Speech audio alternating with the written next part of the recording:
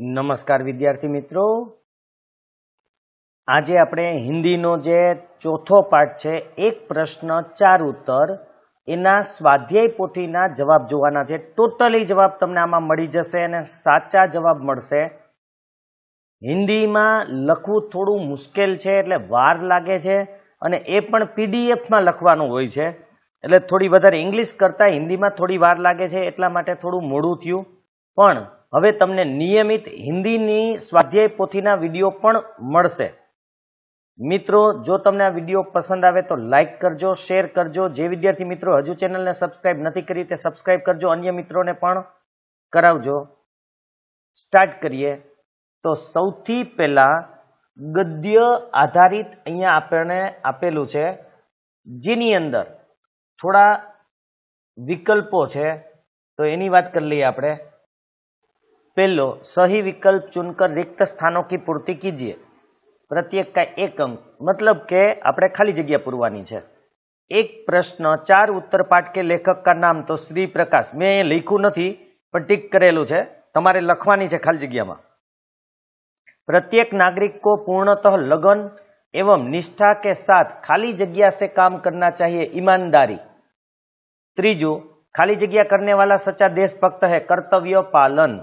પોતાનું કર્તવ્યનું પાલન કરે તે.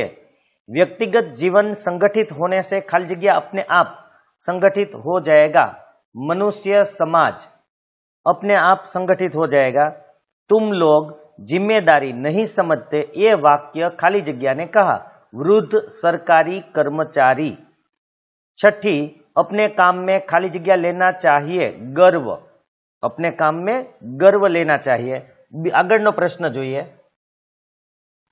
बीजो छे एमा निम्नलिखित प्रश्नों के नीचे दिए गए विकल्पों में से सही विकल्प चुनकर उत्तर लिखिए. તમારે એ જવાબ લખવાનો છે, પણ અત્યારે મેં ટીક કરેલા છે. આગળ જવાબ લખેલા મળશે તમને, પણ ઓપ્શનમાં લખેલા નથી.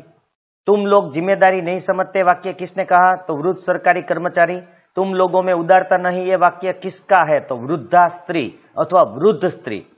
प्रत्येक नागरिक को पूर्णतः लगन एवं निष्ठा के साथ खाली जगह से कार्य करना चाहिए. આગળ પણ આવી ગયો, ईमानदारी. ત્યાર પછી ચોથી વાત કરીએ તો ચોથી ખાલી જગ્યા છે, વૃદ્ધ ईसाई पादरी ने कहा तुम लोग अपने काम में गर्व नहीं लेते.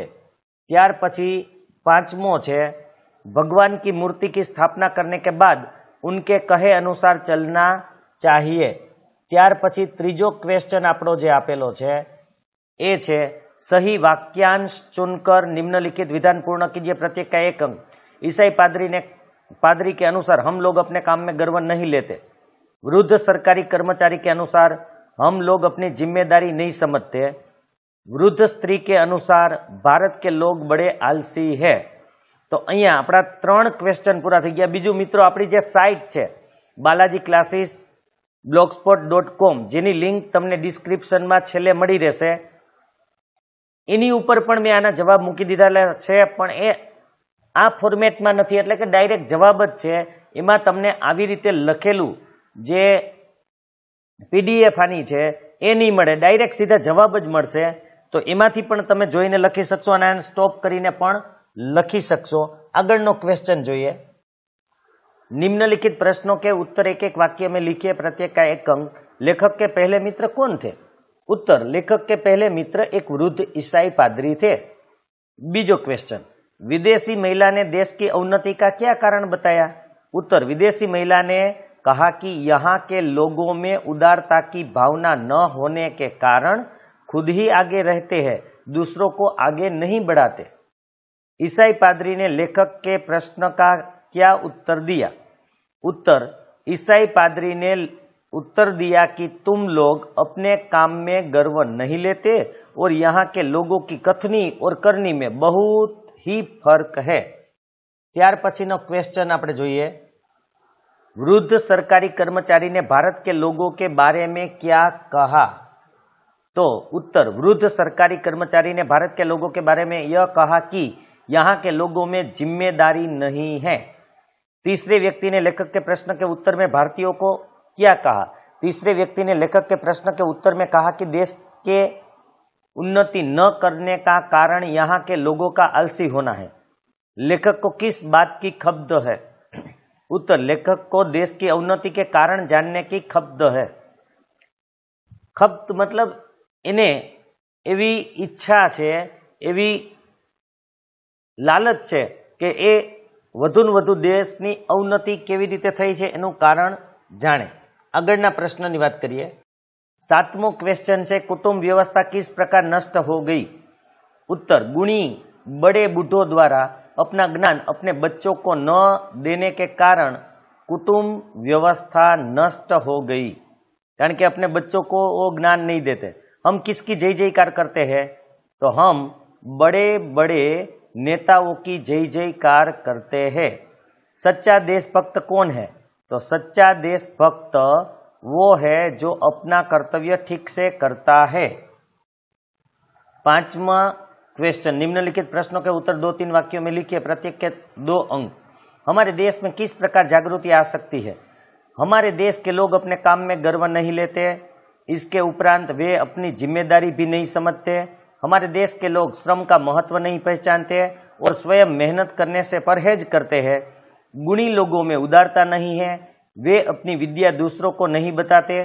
जो हम अपनी इस बुराइयों को दूर कर सके तो हमारे देश में जागृति आ सकती है। बीजू मित्रों, आ पाठनी समझूती पण मैं 2 વર્ષ પહેલા મૂકી દીધેલી છે। એના પ્રશ્ન જવાબનો વિડીયો પણ બનાવી દીધો છે અને ઘણા બધા લોકોએ જોઈ લીધો છે, હજારોમાં એના વ્યૂ છે। માટે જો તમે પ્રશ્ન જવાબનો વિડીયો ન જોયો હોય તો એ પણ જોઈ લેજો અને આની સમજૂતીનો વિડીયો ન જોયો હોય તો એ પણ જોઈ લેજો। नेक्स्ट बीजो क्वेश्चन આપણે જોઈએ। मनुष्य समाज को संगठित करने के लिए हमें क्या करना चाहिए? उत्तर, मनुष्य समाज को संगठित करने के लिए हमें अपने नेताओं द्वारा बताए गए मार्ग पर चलना जरूरी है और उनके आदेशों के अनुसार अपने जीवन का संगठन करना चाहिए। हमें यह ध्यान रखना चाहिए कि हमारा कार्यक्षेत्र चाहे छोटा हो या बड़ा, हम अपना हर काम ठीक प्रकार से करना चाहिए। इससे हमें अपना हर काम ठीक प्रकार से करना चाहिए। इससे हमारा व्यक्तिगत जीवन संगठित होगा। हमारा व्यक्तिगत जीवन संगठित हो जाने के बाद मनुष्य समाज अपने आप संगठित हो जाएगा। ત્યાર પછીની વાત કરીએ તો જે 6ठो क्वेश्चन છે, निम्नलिखित प्रश्नों के उत्तर 4-5 वाक्यों में लिखिए, प्रत्येक के 3 अंक। એમાં પહેલો क्वेश्चन છે, ईसाई पादरी ने लेखक के प्रश्न का उत्तर किस प्रकार दिया? आंसर જોઈએ। उत्तर, ईसाई पादरी लेखक के विदेशी मित्र थे। उन्होंने लेखक के प्रश्न के उत्तर में कहा कि यहाँ के लोग अपने काम में गर्व नहीं लेते, इससे देश का विकास नहीं होता। इसके अलावा उन्होंने बताया कि यहाँ के लोगों की कथनी और करनी में बहुत फर्क होता है।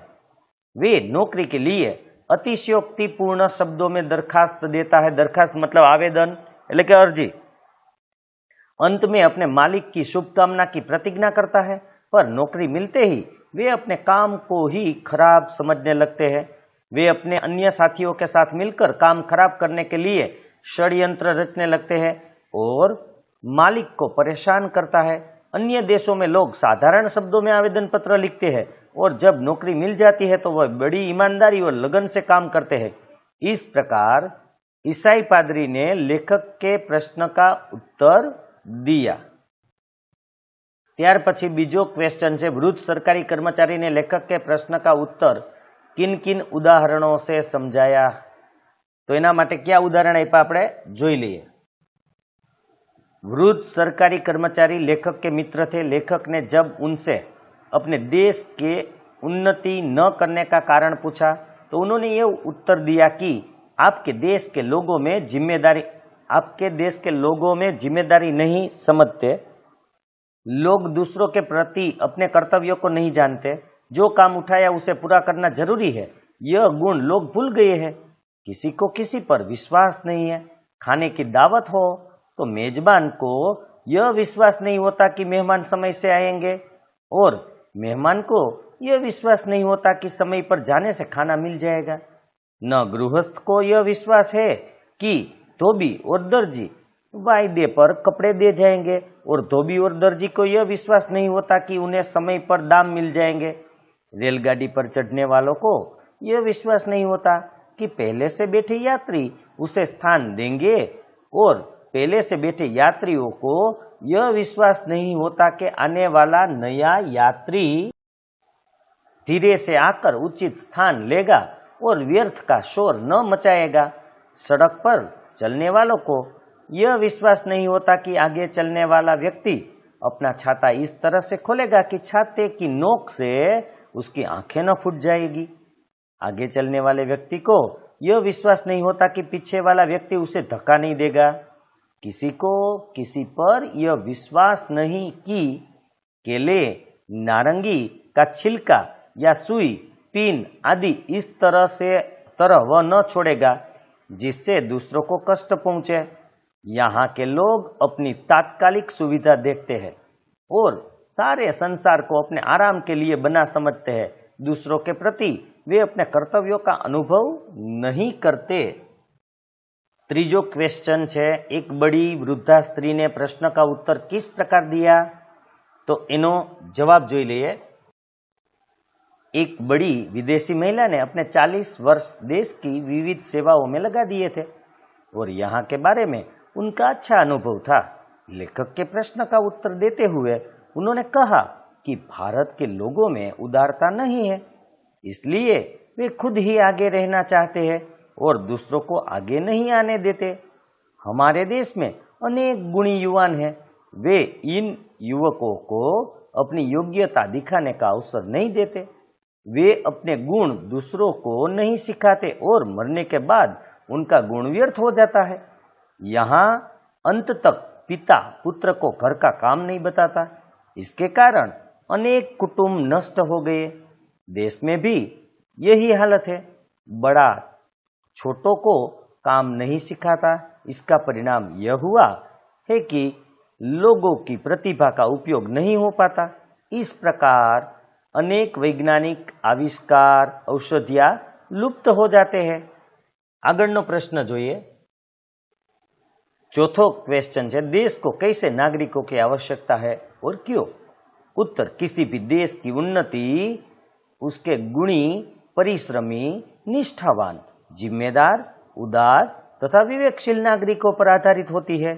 हमारे देश को ऐसे सच्चे और ईमानदार नागरिकों की आवश्यकता है जिनकी कथनी और करनी में अंतर ना हो, फर्क ना हो। वे जो काम हाथ में ले उसे निष्ठापूर्वक पूरा करे।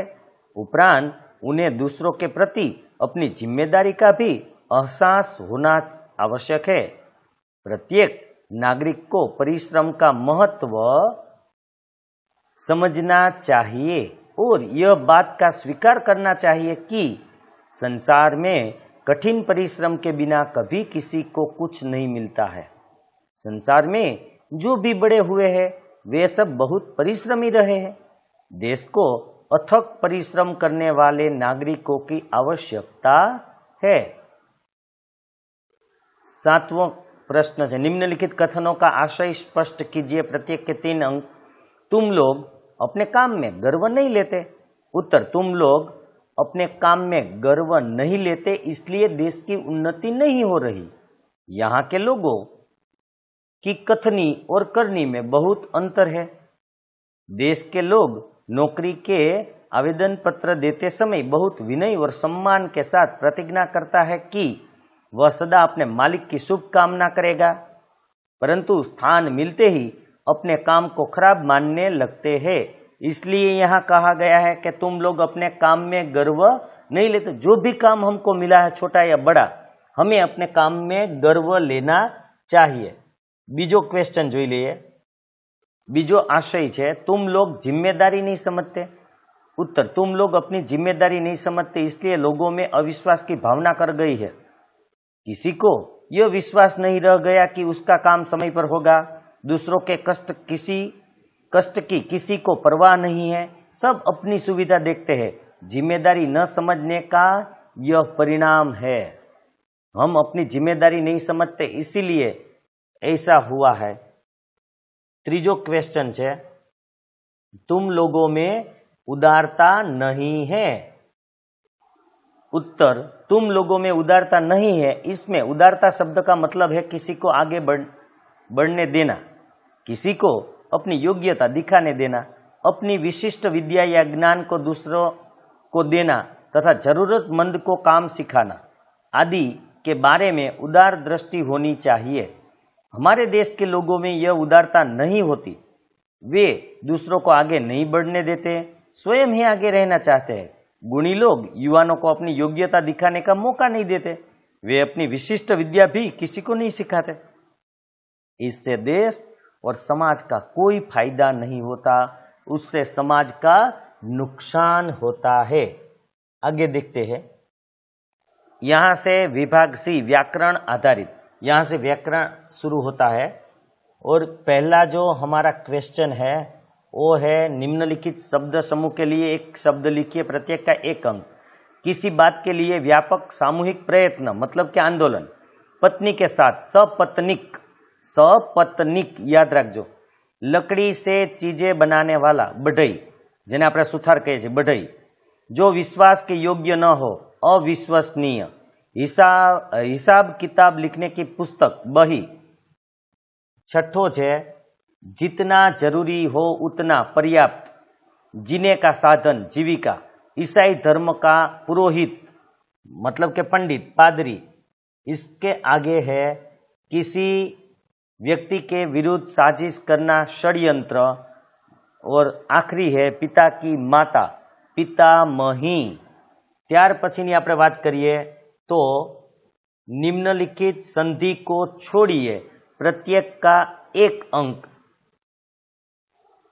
व्याख्यान वी प्लस आख्यान, पर्याप्त परि प्लस आप्त, इत्यादि इति प्लस आदि, षड्यंत्र षट प्लस यंत्र याद रखो, ड नहीं लखवानो, षट ड नो ट थी जाए, षट प्लस यंत्र, षट एटले 6 6। व्याकुल वी प्लस आकुल, सारांश सार प्लस अंश, देशांतर देश प्लस अंतर, निराश्रय निहि प्लस आश्रय। एना पछी आपणे जोईए तो संधि को जोड़िए। उत प्लस नति उन्नति, डबल न छे याद रखो। निहि प्लस चित निश्चित, कमल प्लस ईस कमलेश, अन प्लस अर्थ अनर्थ। एना पछी है चौथो, निम्नलिखित मुहावरों के अर्थ देकर वाक्यों में प्रयोग कीजिए, प्रत्येक के 2 अंक। 1 अंक या 1 मार्क उसके अर्थ का है, दूसरा वाक्य में प्रयोग का है। नाक में दम करना बहुत परेशान करना। छुट्टी के दिन बच्चे ने मां की नाक में दम कर दिया। काया पलटना बहुत बड़ा परिवर्तन होना। ईमानदार मुख्यमंत्री ने अपने राज्य की काया पलट कर दिया या राज्य की काया को पलट कर दिया। इतिश्री समझना, अंत मान लेना। चोर चोरी करता हुआ पकड़ा गया तो उसने अपना इतिश्री समझ लिया, मतलब कि अपना अंत मान लिया।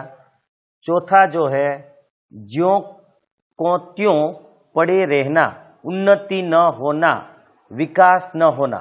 आलसी लोग ज्यों के त्यों पड़े रहते हैं। षड्यंत्र रचना, बुरा करने का प्रयत्न करना, किसी का बुरा इच्छना। बेईमान सहकर्मचारी ने राज के खिलाफ कई सारे षड्यंत्र रचे किंतु उसका कुछ भी न बिगाड़ सके। ત્યાર પછી 5મું છે निम्नलिखित शब्दों के विरोधी शब्द लिखिए, प्रत्येक का 1 अंक है। गृहस्थ सन्यासी, नौकर मालिक, वृद्ध युवान, व्याकुल शांत और स्थिर, बेमांथी गमे ते एक चालशे। निम्नलिखित शब्दों के पर्यायवाची शब्द लिखिए, प्रत्येक का 1 अंक। संकोच मतलब शर्म या झिझक, बाध्य मतलब मजबूर या विवश, सत्कार मतलब सम्मान या आवभगत, दास्ता मतलब गुलामी, अस्पृश्यता मतलब अछूत, किसी को छूना नहीं, स्वतः मतलब स्वयं या खुद ब खुद। निम्नलिखित शब्दों की भाववाचक संज्ञा लिखिए, प्रत्येक का 1 अंक। अपना अपनापन, योग्य योग्यता, ईमानदार ईमानदारी, उन्नत उन्नति, दास दासता, जिम्मेदार जिम्मेदारी।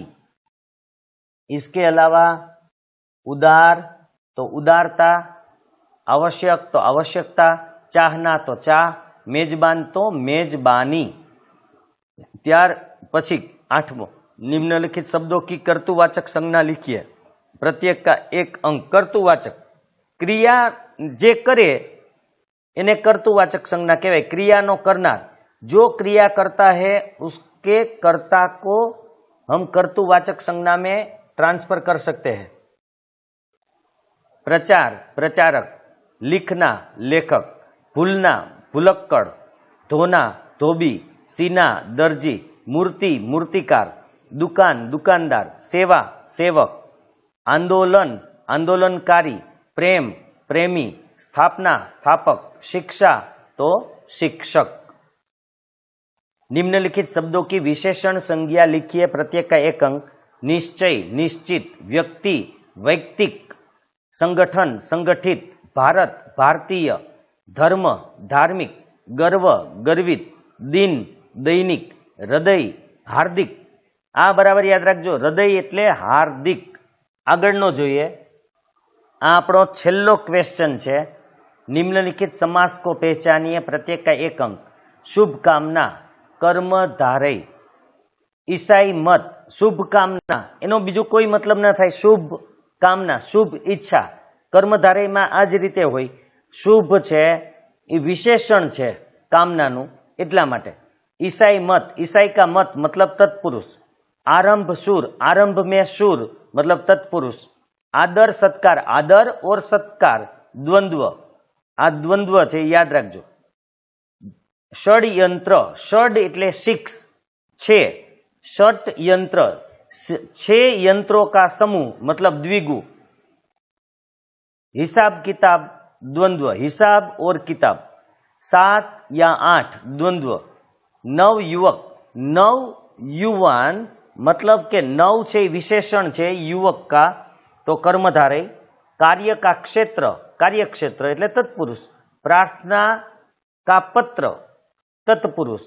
दत्त चित्त, जिसका चित्त दत्त है वो जो स्थिर है बहुव्रीहि। मनुष्य का समाज मतलब तत्पुरुष। तो अहींया मित्रों विडियो आपणो पूरो थाय छे। केवो लाग्यो ते कोमेंट में जणावजो અને મિત્રો લાઈક અને શેર કરજો, કારણ કે ઘણી બધી મહેનત કરીને મેં બનાવેલો હોય। તમે લાઈક કરશો તો મને પ્રોત્સાહન મળશે અને આવા જ વિડીયો હું બનાવતો રહીશ। તો નેક્સ્ટ વિડીયોમાં ફરીથી મળશું।